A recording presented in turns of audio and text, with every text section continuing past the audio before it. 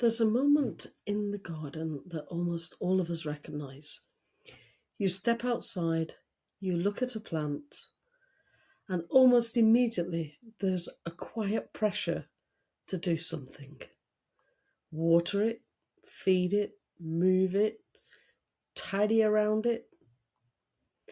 That urge can feel quite strong, even when nothing looks obvious, or even if there's anything wrong.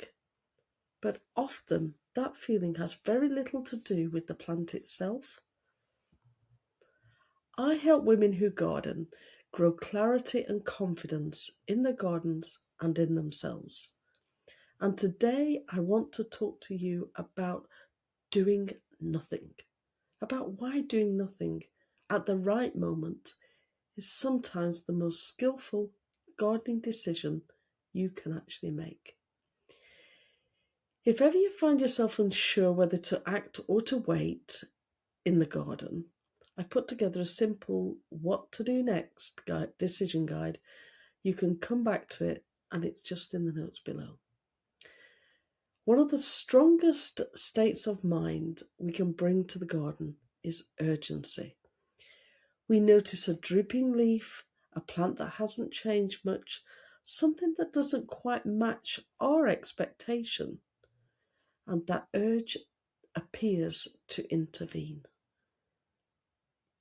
But very often, the urgency isn't coming from the plant at all.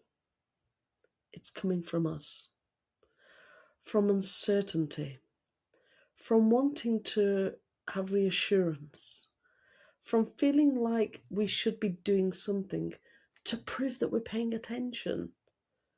In gardening, urgency is information, but it's not instruction. The plant may not need action. It simply may just need some time. Learning to tell the difference between concern and necessity is one of the quiet skills that builds confidence.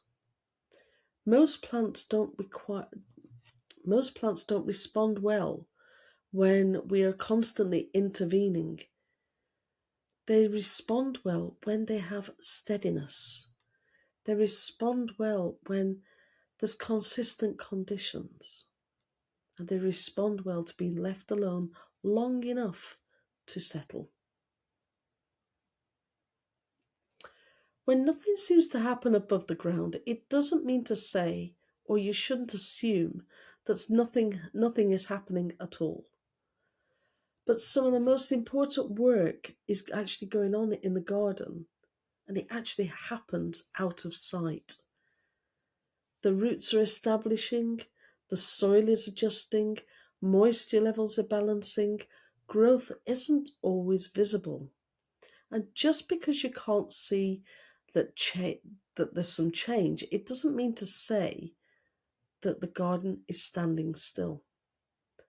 Often, the most helpful thing you can do is to keep conditions steady and resist the temptation to just tinker, because don't we love to tinker? It's about resist. There's another reason why doing nothing can be the right choice. Pausing can give you clarity. When you step back instead of stepping in, you start to notice patterns. You see which plants will recover on their own, which areas are holding moisture for longer, how growth can actually unfold over time. Observation isn't passive, it's active, and it's a learned skill.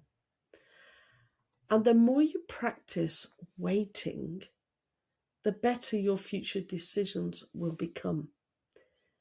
Because they're based on understanding and not reaction. And this is where gardening becomes a powerful teacher.